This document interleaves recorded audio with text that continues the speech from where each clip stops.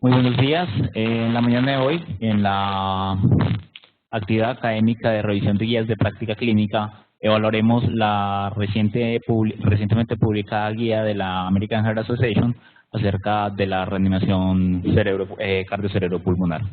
Mi nombre es Joselín Camargo.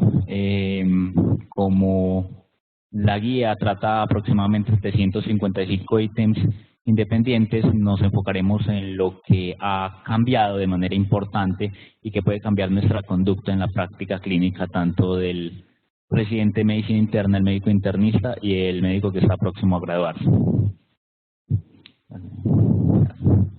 Como les acabo de decir, el objetivo es resumir las guías, no dar una por una cada una de las recomendaciones y sencillamente enfocarnos en la evidencia que ha llevado a hacer los cambios importantes en la misma. En cuanto a la evidencia, la AHA ha formado un grupo de trabajo llamado el ICOR, que clasificaron los temas por medio de probabilidades y seleccionaron aquellos que representaban un nivel suficiente y planteamientos científicos nuevos de controversia para emprender una revisión sistemática. Debido a este trabajo de clasificación por prioridades, se realizaron menos revisiones en 2015, 166, que en 2010, que fueron 274. Vale. Una vez seleccionados los temas, se efectuaron dos incorporaciones importantes en el procedimiento de revisión del 2015. El primero de ellos fue que los revisadores utilizaron la clasificación, las guías de clasificación GRADE, un sistema de revisión de evidencia que es altamente estructurado y es fácilmente reproducible para mejorar la uniformidad y la calidad de las revisiones sistemáticas en las guías del 2015. Sí. En segundo lugar, los revisores en todo el mundo tuvieron la oportunidad de colaborar de forma virtual para llevar a cabo las revisiones sistemáticas mediante el sitio web SEARS, Systematic Evidence Evaluation Review System, una plataforma de la AHA que fue diseñada específicamente para integrar las numerosas etapas del procedimiento de evaluación. Este sitio permitió que múltiples evaluadores a lo ancho del mundo pudieran ver los borradores de las guías y poder aportar desde diferentes puntos de vista y desde diferentes puntos del globo con la información que ellos tenían disponibles y que consideraban que la AHA había omitido. Pues de esta manera pues se obtuvo, o consideran ellos, que pudieron ampliar la revisión de los temas. Siguiente. En las nuevas guías 2015, la AHA utiliza una versión reciente de las definiciones AHA sobre las clases de recomendación y los niveles de evidencia. Van a ver que contiene una recomendación de clase 3 modificada, que es la que consideramos daño, en la clase 3 sin ningún beneficio, que es donde la intervención es exactamente igual que no realizarla. También se utiliza muy puntualmente cuando la evidencia sugiere un estudio de calidad alta o moderada, nivel de evidencia, level of evidence, AOE respectivamente, y demuestra que la estrategia no es más efectiva que la acción control. Siguiente. Acá tenemos el cuadro de la clasificación. La mayoría de los términos, en el caso de evidencia fuerte, va a estar como se recomienda.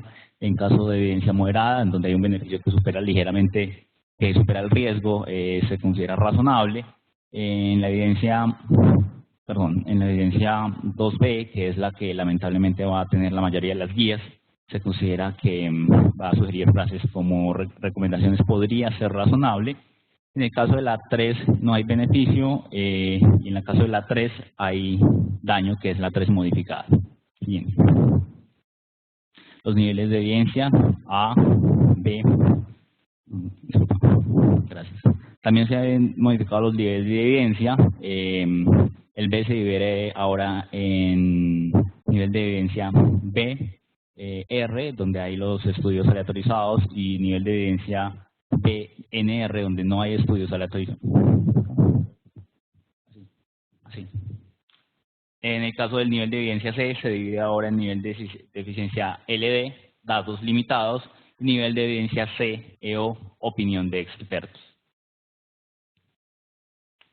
Las carencias de la ciencia quedan de manifiesto cuando se analizan las recomendaciones incluidas en la actualización de las guías 2015, como lo había mencionado inicialmente. En conjunto, los niveles de evidencia y las clases de recomendación en el ámbito de la reanimación son más bien escasitos.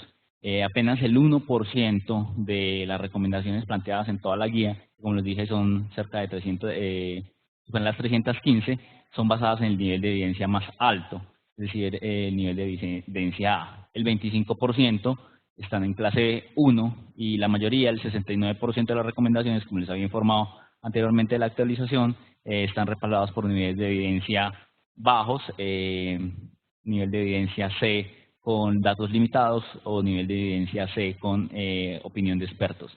La mitad de ellas, el 45%, están consideradas con nivel de evidencia 2B, recomendación baja. A lo largo del procedimiento de la evaluación de la evidencia del licor, la elaboración de la actualización de las guías 2015, los participantes acataron estrictamente las normas de la revelación sobre conflictos de interés y el personal de la AJA tramitó más de 1000 informes de relación de conflictos de interés que se encuentran publicados en cada una de las guías que están pues actualmente en Internet. Cada uno de los capítulos tiene al final una parte donde dice qué conflictos de interés presentaron cada uno de los revisores o cada una de las personas que pudieron llegar a aportar en la conformación de las guías. Se exigió, por otro lado, que los directores del grupo de redacción de las guías, así como por lo menos el 50% de los miembros del dicho grupo, 50% de los miembros del dicho grupo, se encontrasen al margen de cualquier tipo de conflicto de intereses relevante para que de esta manera las guías tuvieran una calidad de información menos sesgada y menos influenciada por la industria farmacéutica. Bueno, vamos a empezar con la parte de los aspectos éticos. Las consideraciones éticas se considera que deben evolucionar al mismo ritmo de lo que evoluciona la evidencia clínica acerca de la reanimación actualmente. Lamentablemente resulta ser complejo desde varios puntos de vista. Actualmente, lo que recomienda la AJA, hay 3 criterios para no realizar la reanimación cardiopulmonar, son unos criterios exageradamente claros. Situaciones en donde revisar el RCP coloca al personal de salud en algún tipo de riesgo, cuando hay signos clínicos evidentes de que la reanimación no va a tener ningún efecto, cuando hay rigor mortis, cuando hay decapitación, cuando hay transección, cuando hay descomposición, y la instrucción anticipada válida que por parte del personal médico, por parte del mismo paciente, de que no se realice la reanimación cardiopulmonar. Siguiente. Dentro de los aspectos éticos han mencionado de manera importante. Uno de ellos es la RCP extracorpórea, la cual incluye la circulación extracorpórea con membrana y los bypass cardiopulmonares, y decidieron compararlas particularmente en pacientes que estaban en el ambiente extrahospitalario. ¿A razón de qué? A razón de que el uso de estas tecnologías podía permitir al personal médico que está suministrando el RCP dar un tiempo adicional para que pudiéramos tratar las causas que son reversibles en el caso del paro cardíaco. Por ejemplo, la obstrucción de la arteria coronaria aguda, la embolia pulmonar, la fibrilación ventricular refractaria, la hipotermia profunda. Y el objetivo de la RCP extracorpórea era servir como puente para la asistencia ventricular izquierda o la colocación de un dispositivo de marco. Gracias. Circulación por membrana extracorpórea, siguiente. Hay una cohorte observacional, 162 pacientes, en ellos se tuvieron paros cardíacos extrahospitalarios que no lograron el retorno a la circulación espontánea después de 20 minutos de RCP convencional. En ellos se le utilizó la reanimación extracorpórea y se obtuvo que a los 3 meses de seguimiento había una mejor tasa de supervivencia sin secuelas neurológicas comparadas con solo administrar el RCP convencional. Esto fue justificado por este estudio publicado en Clinical Care Medicine de 2013. Siguiente. En Resuscitation 2014 tenemos otro estudio prospectivo observacional, 454 pacientes, también todos con paro cardiorrespiratorio extrahospitalario, fueron tratados con CPR extracorpórea si no lograban el retorno a la circulación espontánea, o más de 15 minutos de la RCP convencional, después de la llegada al hospital, y mostró una mejoría neurológica con resultados a 1 mes y 6 meses de seguimiento. Bien. Es por esta razón que en la guía SAHA 2015, en el apartado de ética, dan un adelanto acerca de lo que es el uso de RCP extracorpóreo, diciendo que no hay pruebas suficientes para recomendar el uso rutinario del SPR para los pacientes con paro cardíaco extrahospitalario en los lugares donde se pudiera implementar rápidamente, puede ser considerado en pacientes seleccionados, como los que ya les mencioné, si estos pacientes durante pues por medio de la CPR extracorpórea van a tener un apoyo cardiorrespiratorio mecánico, pero por un tiempo limitado de tiempo. La recomendación es 2B y el nivel de evidencia C con datos limitados debido a las publicaciones que ya les mencioné. Siguiente. En cuanto al uso de RCP extracorpórea en el medio hospitalario, Lancet 2008 publica este estudio observacional donde se incluyeron 113 pacientes con paro cardíaco intrahospitalario, reportando una mayor probabilidad de retorno a circulación espontánea, una mejoría de la supervivencia de la alta hospitalaria, luego de 30 días de seguimiento y un año de seguimiento con el uso de la CPR extracorpórea. Sin embargo, los pacientes en este estudio no mostraron ninguna diferencia en los resultados neurológicos. Por esta razón, la AJA hace la siguiente recomendación. Es prácticamente la misma que hacen sobre la parte de uso de CPR extracorpóreo en paro extrahospitalario, y es que no hay pruebas suficientes para recomendar el uso rutinario de la CPR extracorpórea para los pacientes con paro cardíaco intrahospitalario en los lugares donde se puede implementar rápidamente. CPR puede ser considerado para pacientes seleccionados, para quienes la sospecha de una etiología del paro cardíaco es potencialmente reversible durante un periodo limitado de tiempo con el apoyo de la mecánico cardiorrespiratorio. También un nivel de una clase 2B recomendación, un nivel de evidencia C con datos limitados. El pronóstico de la RCP también fue colocado o sugerido en uno de sus aspectos en la parte o en el ítem de aspectos éticos de la RCP, y particularmente se enfocaron en lo que era la detección del dióxido de carbono expiratorio final para pronosticar el resultado de un paro cardíaco en adultos. Siguiente. Los estudios sobre la capacidad predictiva del dióxido de carbono al final de la expiración en pacientes, se ha estudiado particularmente en pacientes intubados durante la reanimación, pero ninguno había investigado la parte de supervivencia con secuelas neurológicas. En general se considera que un dióxido de carbono al final de la expiración menor de 10 inmediatamente después de la intubación y 20 minutos de reanimación se considera un mal pronóstico, un paciente de mal pronóstico con una baja supervivencia. Estos resultados sugerían que la medición del dióxido de carbono al final de la expiración podría ser una herramienta para evaluar qué tan poco útiles estaban siendo nuestras maniobras de reanimación en un paciente. Sin embargo, no hay estudios amplios acerca de esto. Los estudios sobre el dióxido de carbono al final de la expiración están limitados únicamente a pacientes que ya están intubados y que donde se está monitorizando, por supuesto, esto, y consideran que no debe ser el único punto a evaluar por parte del médico en caso de que considere que debe finalizar la reanimación. Sin embargo, como les acabo de mencionar, cuando mantenemos un paciente que está, cuando hemos descartado otras causas para que el paciente tenga un volumen, una dióxido de carbono al final de respiración menor de 10 y la RCP se ha hecho de calidad, podemos considerar que es un punto importante para considerar el paro de las maniobras de resucitación. La recomendación es nueva. Los pacientes intubados, el fracaso para lograr el dióxido de carbono al final de la respiración mayor de 10 milímetros de mercurio por capnografía después de 20 minutos de reanimación cardiopulmonar puede ser considerado como un componente para decidir cuándo poner los fines a fin los esfuerzos de resucitación, pero no se debe utilizar de manera aislada. Clase 2B, nivel de evidencia C con datos limitados.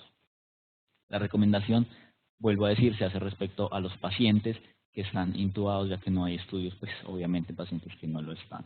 ¿Listo? Muchas gracias. Siguiente. En cuanto a las cadenas de supervivencia, las cadenas de supervivencia decidieron dividirlas considerando pues que habían ciertas circunstancias o aspectos completamente diferentes en el ambiente intrahospitalario como el ambiente extrahospitalario. Siguiente. En el caso del ambiente extrahospitalario, los pacientes que sufren paro cardíaco generalmente dependen de la asistencia que le preste la comunidad o los reanimadores que llamamos reanimadores legos, hasta que un equipo de profesionales o el equipo de respuesta médica de emergencias pueda tomar al paciente y llevarlo hasta el hospital. De esta manera, la cadena de supervivencia sigue exactamente igual de lo que la conocíamos. En caso de encontrar un paciente que no responda al llamado, informar inmediatamente, iniciar las maniobras de resucitación. Si se dispone de un DEA, administrar una descarga si la descarga está indicada y trasladar para hacer cuidados, trasladar a un sistema de tercer nivel para hacer cuidados post-reanimación. Bien. Pero en el caso del ambiente hospitalario, hace mucho énfasis en la parte de la evaluación previa y la preparación por medio de equipos de respuesta rápida en los medios intrahospitalarios.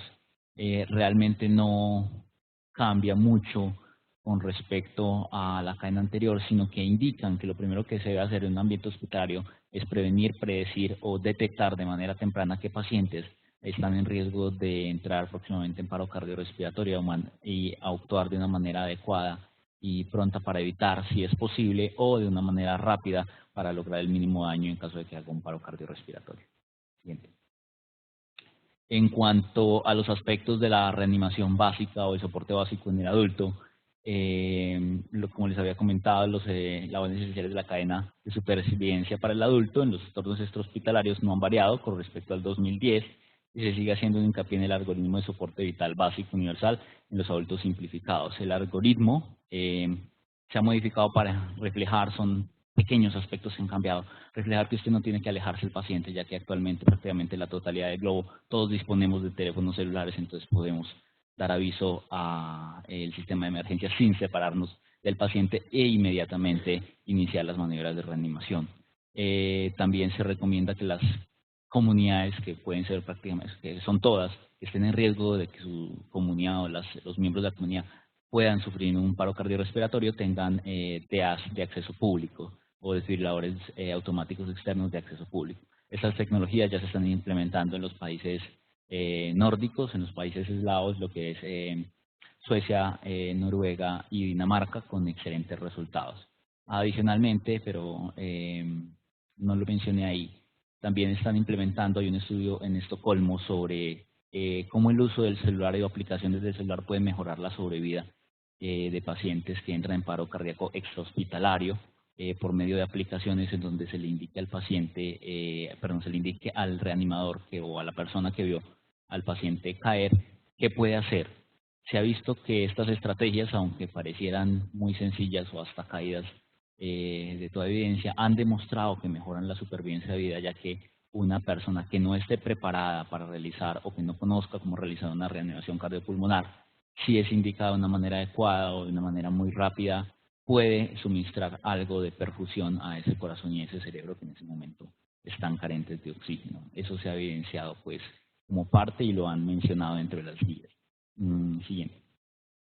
Se han intensificado las recomendaciones para fomentar el reconocimiento inmediato del paciente que no responde, la activación del sistema de respuesta de emergencias, el inicio de la RCP. Si el reanimador lego observa que la víctima no responde o no respira o no hace con normalidad, o no lo hace con normalidad. Se hace ahora mayor énfasis en la identificación rápida de los posibles paros cardíacos por los operadores telefónicos, a los cuales se les está indicando que limiten las preguntas a el paciente responde, B, el paciente respira, y si el paciente respira de manera normal. Si la respuesta es negativa, se activa inmediatamente el servicio de emergencia. Siguiente. En caso de que el reanimador se encuentre solo, puede iniciar las compresiones tal y como se nos ha indicado desde las guías 2010, en lugar de utilizar el EABC que era recomendado en las guías 2005. Para acortar el tiempo transcurrido hasta la primera compresión, el reanimador que actúe solo debe iniciar la RCP a la misma frecuencia y la recomendación indica la misma relación 30-2 que se tenía previamente. Se siguen resaltando las características de la RCP de alta calidad. En las víctimas adultas de paro cardíaco es razonable que los reanimadores apliquen una frecuencia entre 100 y 120, cuya evidencia revisaremos poco más adelante. Siguiente. Este es el nuevo algoritmo. Como desde la parte de arriba, no es necesario separarse de la víctima para avisar, dado las tecnologías móviles, pues es un cambio mínimo, pero pues que ellos decidieron colocar a razón de lo que se está viendo pues de la parte social. Siguiente. Reconocimiento de activación de los activación inmediata del sistema de respuesta a emergencias. 2015 hace una actualización. Los profesionales de salud deben solicitar ayuda ante una víctima que no responde, pero es conveniente que el profesional de salud continúe evaluando la respiración y el pulso de manera simultánea antes de activar totalmente el sistema de respuesta a emergencias. Es decir, en la mayoría de los, o en el caso de los reanimadores legos, precisamente se les indica que activen el sistema de emergencias si el paciente no responde o no respira, ¿sí? En el caso de los reanimadores profesionales o en el caso del ambiente médico, se indica que por favor hagan la evaluación simultánea del paciente al mismo tiempo que activan el sistema y que, aunque activen el sistema, estén evaluando al paciente para ver si el paciente va a ser susceptible o no de reanimación cardiopulmonar. Siguiente. Hay mayor énfasis en las compresiones torácicas, ya venía desde el año 2010. Es razonable que los profesionales de la salud realicen compresiones torácicas y ventilaciones a todos los pacientes adultos en paro cardíaco, tanto si el paro tiene un origen cardíaco como si no lo tiene. Es lógico que los profesionales de la salud adopten la secuencia de las acciones de rescate a la causa más probable del paro cardíaco. Siguiente. La prioridad de las descargas frente a la RCP. Se considera que sí, se puede evaluar al paciente y el paciente con una indicación de descarga sea la única indicación para parar las compresiones torácicas, se suministre la descarga eléctrica y lo mismo que indican las guías 2010, se continúe con las compresiones lo más rápido posible. La frecuencia de compresiones torácicas por minuto cambió. Previamente, en el año 2010, se considera razonable que se utilizara una frecuencia de 100 por minuto. Actualmente se considera que la frecuencia debe estar entre 100, pero no mayor de 120, ya que los estudios han mostrado que la efectividad de las compresiones es mucho menor a medida que aumenta la frecuencia de compresiones por encima del 120. Siguiente, por favor. Este es un estudio crítica de Craig May de 2015 que se evaluó. Y en ellos evaluaron que a medida que si usted mantenía una compresión, una tasa de compresión de 120, las compresiones inefectivas eran aproximadamente el 35%. Pero si estas superaban 120 a 139, podían llegar hasta 50% y hasta 70% si llegabas a tener una frecuencia de compresiones superior a 140 por minuto. Siguiente. La profundidad de la compresión torácica, en este aspecto, pues ellos son un poquito más puntuales que en la recomendación antigua. Durante la RCP manual, los reanimadores deben realizar compresiones torácicas con una profundidad de al menos 5 centímetros, esto es equivalente a 2 pulgadas en un adulto de una complexión normal, evitando la profundidad excesiva más de 6 centímetros. La razón siguiente es este estudio en donde, evaluando 9.138 a 32 pacientes, se dieron cuenta que si usted llegaba a hacer compresiones exageradamente profundas, aumentaba el daño al paciente y disminuía las probabilidades de vida. Sin embargo, era más probable que los pacientes recibieran compresiones exageradamente superficiales antes de que recibieran compresiones exageradamente profundas. Siguiente. En cuanto a la descompresión torácica, la del 2015 indica que es razonable que los reanimadores eviten apoyarse sobre el tórax de la víctima entre las compresiones para permitir la descompresión de la pared torácica completa en los adultos que han sufrido un paro cardíaco. Recordemos que es en la descompresión cuando el corazón llega en la parte de la diástole del corazón, o la diástole que estamos simulando con la compresión, es cuando el corazón obtiene un pequeño flujo cardíaco. Al permitir esa descompresión, el corazón estará en mejores condiciones para recibir una descarga en caso de que la misma sea necesaria. Como les había mencionado, el porqué es porque la descompresión de la pared torácica completa se produce cuando el esternón regresa a su posición natural. Hay que permitir que el esternón regrese a su posición natural. La expansión de la pared torácica crea una presión intratorácica negativa relativa que favorece el retorno venoso y el flujo sanguíneo cardiopulmonar, lo que les acaba de comentar. Gracias. Reducir al mínimo las interrupciones torácicas es una reiteración de la evidencia que ya teníamos en 2015. Se deben disminuir al mínimo las interrupciones de las contracciones torácicas. En 2015 tenemos una nueva recomendación y es en caso de que los adultos en paro cardíaco reciban RCP sin un dispositivo avanzado para la vía aérea, podría resultar razonable realizar la RCP con la finalidad de conseguir la fracción de compresión torácica más alta posible, fijando un objetivo de al menos 60 compresiones por minuto, disculpen. Sin embargo, como ya les había indicado, este es un objetivo que está indicado para los reanimadores legos. Para los reanimadores En el ambiente médico, el objetivo es llegar a 100 a 120 compresiones por minuto, ¿no? Siguiente.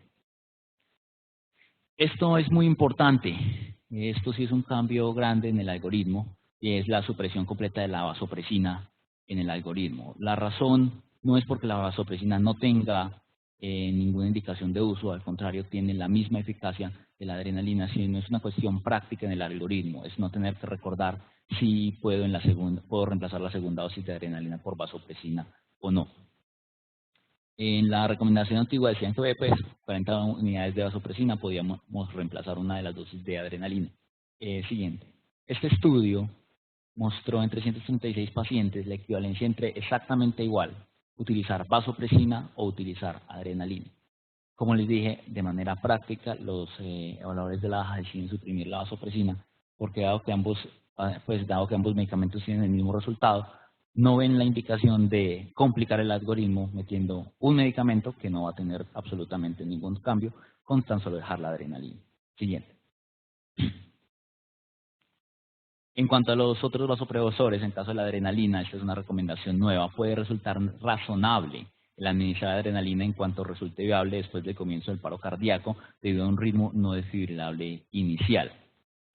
En los algoritmos anteriores esperábamos entre 2 a 3 minutos de reanimación antes de iniciar la adrenalina los ritmos de paro no desfibrilables. Por medio de una evidencia que ellos han encontrado, consideran que una vez se encuentre que el ritmo no es desfibrilable puede haber un beneficio en los pacientes si administramos la adrenalina de manera prematura. Gracias. Siguiente. La miodarona puede ser considerada para fibrilación ventricular y taquicardia ventricular, pero esto lo voy a mencionar, estos aspectos hacen referencia al momento como tal del paro. En taquicardia ventricular, que no responde a RCP, desfibrilación y una terapia con vasopresores, una clase 2B y un nivel de evidencia B, en donde hay estudios randomizados. La lidocaína también se puede considerar como una alternativa a la miodarona para la FB o por la TB, que no responden a la reanimación cardiopulmonar ni la desfibrilación ni con la terapia con vasopresores. No se recomienda el uso rutinario de sulfato de magnesio para fibrilación ventricular o para taquicardia ventricular en los pacientes adultos. Eso tiene una evidencia clase 3, no hubo ningún beneficio, con un nivel de evidencia B donde hay estudios randomizados. Ningún fármaco antiarrítmico no ha demostrado aumento real de la supervivencia ni mejoría de los resultados neurológicos después de un paro cardíaco debido a fibrilación ventricular o a taquicardia ventricular. En consecuencia, las recomendaciones para el uso de estos antiarrítmicos y los medicamentos en un paro se basan únicamente en el potencial beneficio de los resultados a corto plazo, no porque estos vayan a tener resultados a largo plazo. Siguiente. Este es el algoritmo actual modificado. Podemos ver ahí que no se encuentra ya más la parte de la vasopresina. Por lo demás es completamente similar al algoritmo que ya veníamos manejando desde el año 2010. Siguiente. Para terminar, quisiera mencionar dos aspectos de la parte posparo.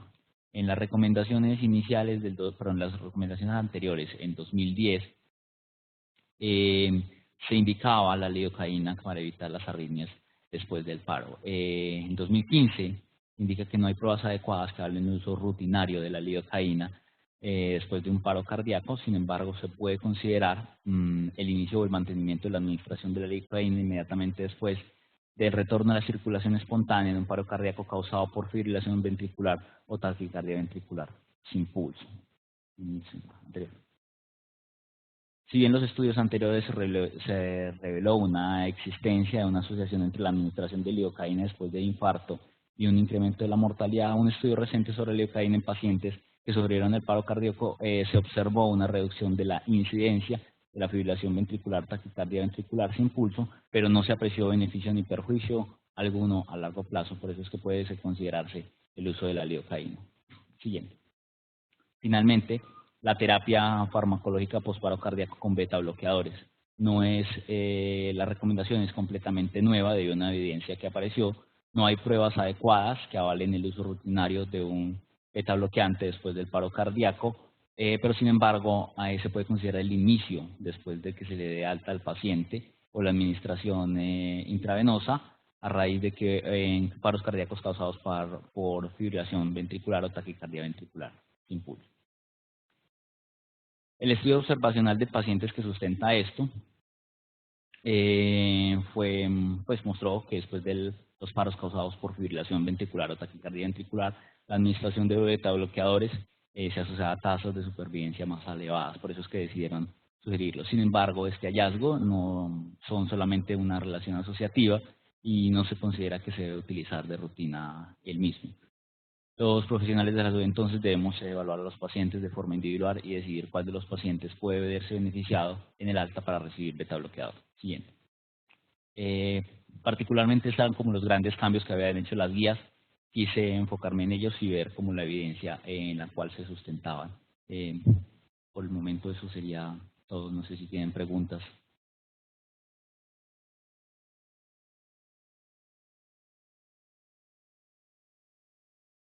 Bueno, muchas gracias.